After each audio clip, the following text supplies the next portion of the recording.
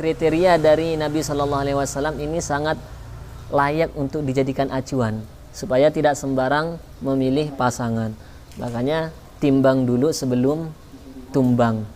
Timbang sebelum tumbang. Maka Nabi menyampaikan tungkahul mar'atu li arba'in. Perempuan atau laki-laki itu menikah, atau dalam konteks hadis ini adalah perempuan dinikahi karena salah satu 4 kriterianya. Pertama apa? Li jamaliha. Karena parasnya yang cantik.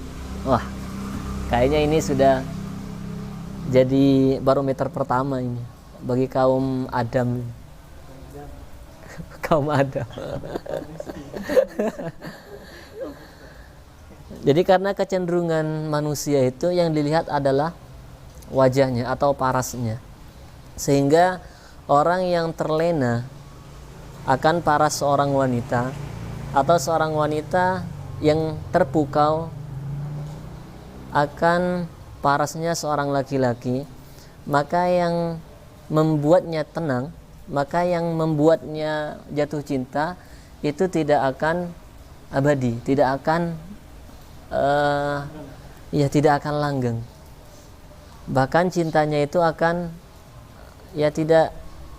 tidak bertahan dengan lama. Banyak orang yang terpukau dengan ketampanan atau kecantikan, dia akan menatap saja, tapi untuk menetap masih dipertanyakan. Nah, makanya perempuan yang solihah itu dia tidak takluk dengan sekedar ucapan I love you, melainkan dia takluknya dengan ucapan qabiltu.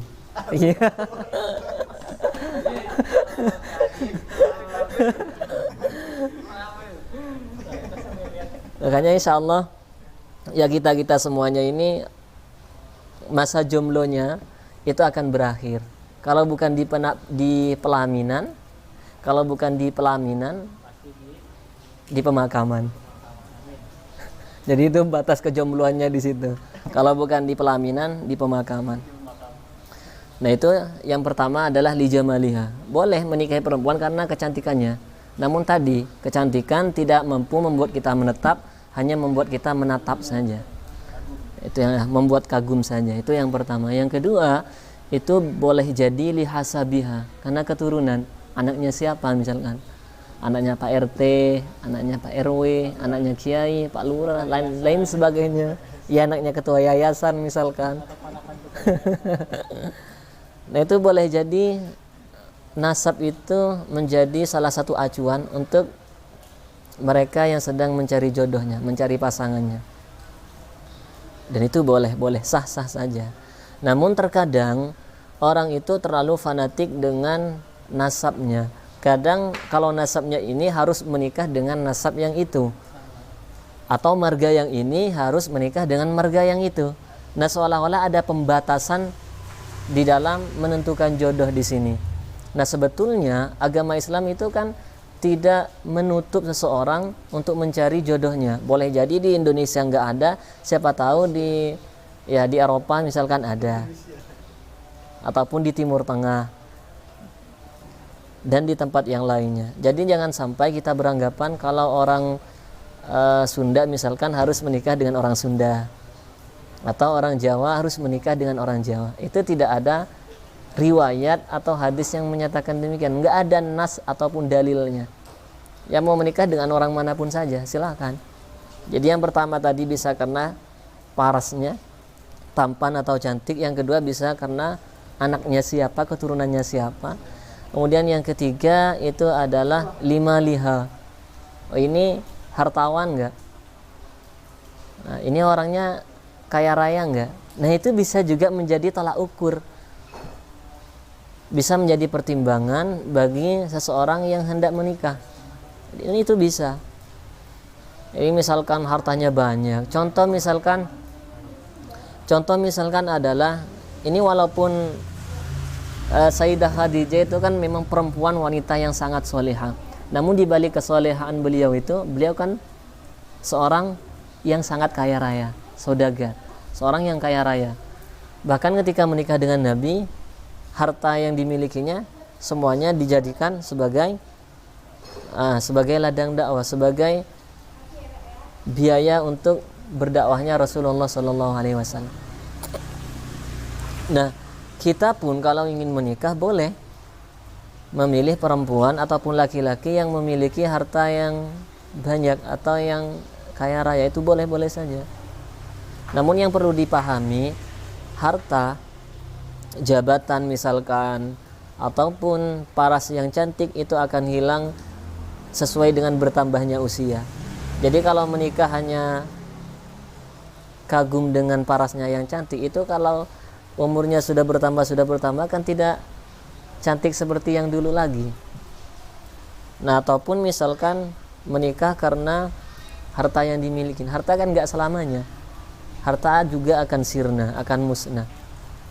Nah, maka kata Nabi SAW, faghfar bidatiddin taribat siyadak.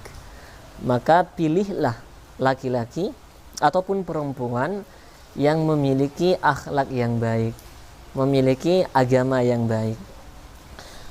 Jadi dari 4 kriteria ternyata yang disampaikan oleh Nabi yang harus menjadi acuan utama adalah apa? Adalah agamanya. Hanya kalau orang itu melihat lawan jenis yang hendak dinikahi hanya menggunakan pertimbangan akal saja, itu tidak jadi-jadi. Karena akal itu akan selalu mencari pembenaran, bukan kebenaran. Dan akal akan selalu menginginkan hal yang sesuai dengan hawa nafsunya. Kalau misalkan kita ditanya, sebetulnya cinta itu dari mata turun ke hati atau dari hati naik ke mata? Ayo, dari mana? Dari mana? Ya. Di sini ada ikhtilaful ulama. Ada perbedaan pendapat di kalangan ulama. Nah, memang umumnya orang-orang itu menyampaikan bahwa cinta itu dari mata turun ke hati. Nah, inilah yang menyebabkan orang-orang yang belum Islam mempertanyakan mengapa kalian yang sudah Islam mencintai Allah Subhanahu wa taala yang tidak nampak oleh mata. Jadi kalau tadi dari mata turun ke hati, berarti orang yang non muslim tidak akan pernah mempercayai, tidak akan pernah mencintai Tuhan yang sebenarnya.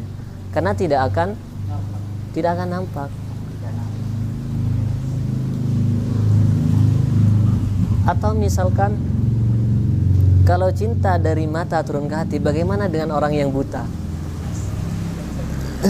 Orang yang buta, kendati pun buta penglihatannya, tapi tidak buta mata hatinya. Makanya dia masih bisa memilah dan memilih pasangan. Berarti yang benar yang mana? Nah, dari hati naik ke mata. Maka kalau cinta sudah dari hati, maka akan menyebar ke seluruh anggota yang lainnya. Nah, dari itu cintailah sesuatu itu dengan sepenuhnya. Maksudnya itu adalah dengan hati kita masing-masing.